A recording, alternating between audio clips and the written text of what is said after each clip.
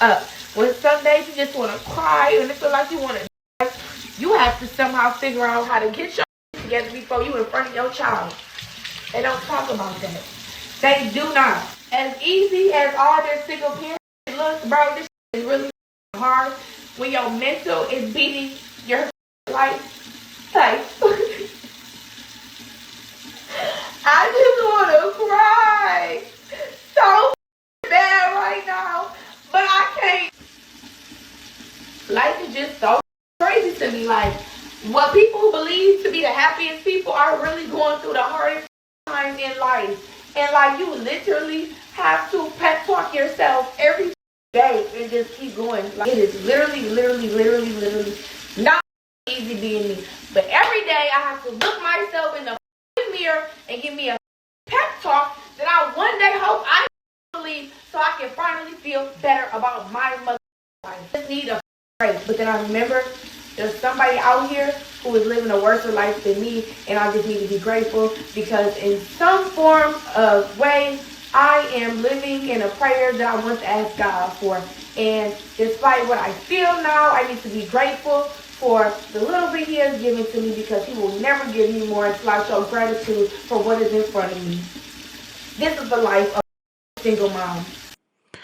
I'm glad that this video was made and that you guys sent it to me. And I always like to give credit back to the content creator, regardless of whether I agree with them or not. But I think we need to take a completely different angle and approach to this conversation because it speaks to the other side of what people usually would or wouldn't say when it comes to celebrating the single parent childhoods that a lot of these parents are creating for these children. And now we can slice this a lot of ways, but I'm gonna take a more empathetic approach because it is unfortunate. It is unfortunate that day in and day out, first, the child, and I'm not speaking about her, I'm speaking about the environment that children are raised in. The child is the one that suffers the most from these decisions that are made on behalf of the parents. When people lay down and they open up their legs to have children, I don't think that they're really thinking about the consequences that come along with giving up your entire life. And there have been several different videos of people that are basically saying that it's not even worth it to have a child.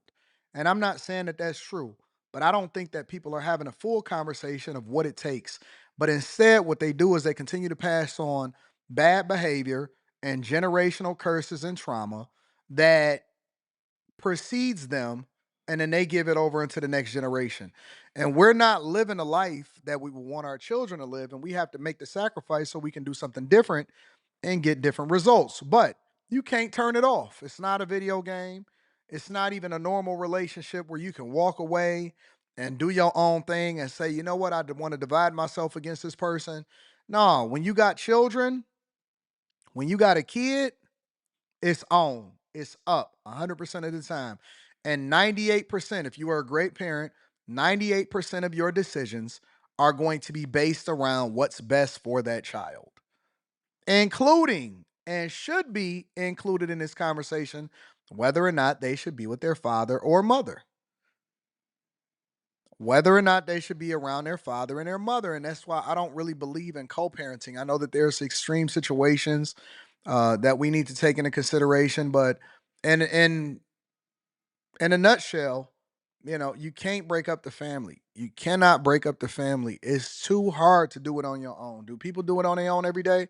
Yeah, but not because they want to, because they don't have no choice because you can't turn it off. You can't just give up on a child. You can't just say, okay, well, listen, I don't want to take you to school today. You can't say, I don't want to feed you today. You can't say that I don't have enough money.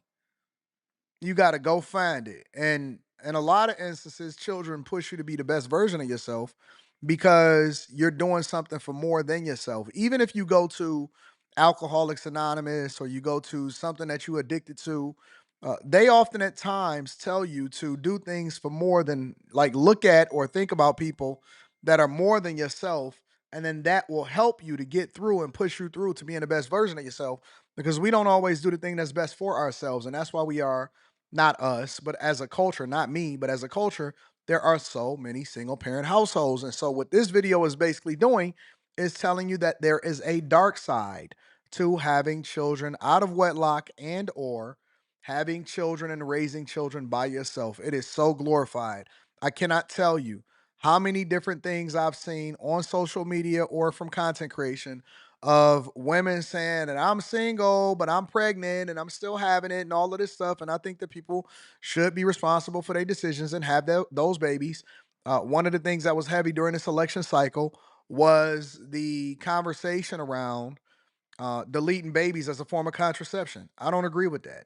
And I think that we need to be more proactive, and she's proven it. Being proactive in these conversations about whether or not you should be having children or the person that you lay down with, or whether or not you're putting a rubber on, or if you should even be having sex and opening up your legs in the first place, is the real conversations. It's not just about having a child out of wedlock. It's not about being on some congratulatory tip when people decide that they want to have children. It's also about if we are being honest about what it takes to raise a child. You often at times put that child in a position that's under duress. You don't think that children can sense when you going through stuff. You don't think that they see when you sad and they become sad.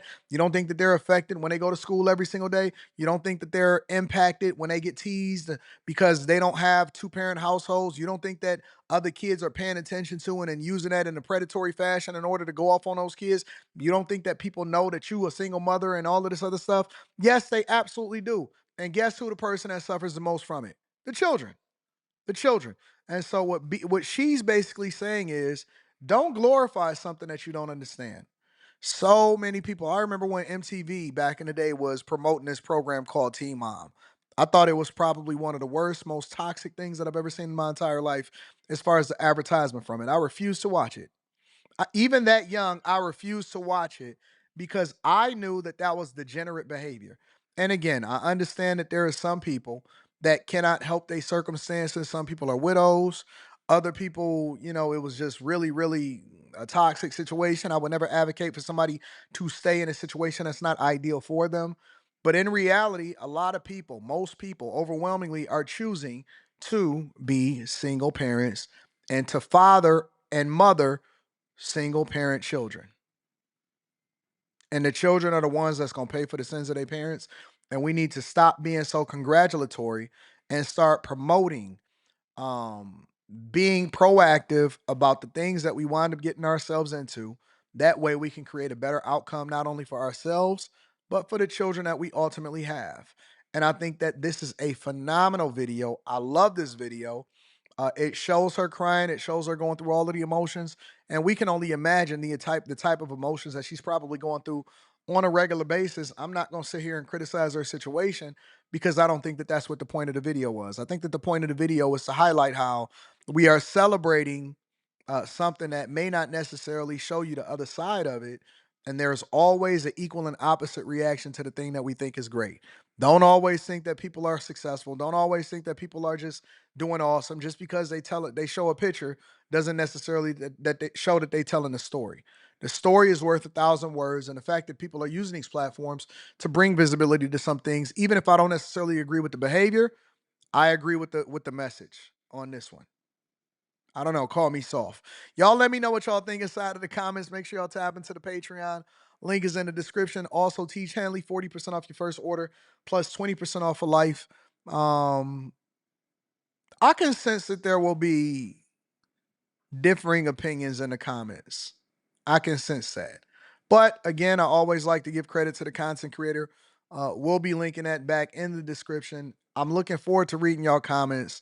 I know that people probably want me to get on her a lot more.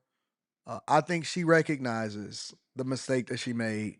But now, what is the lesson that we learned from it? I love y'all. I appreciate y'all. I'm going to holler at y'all later. Peace.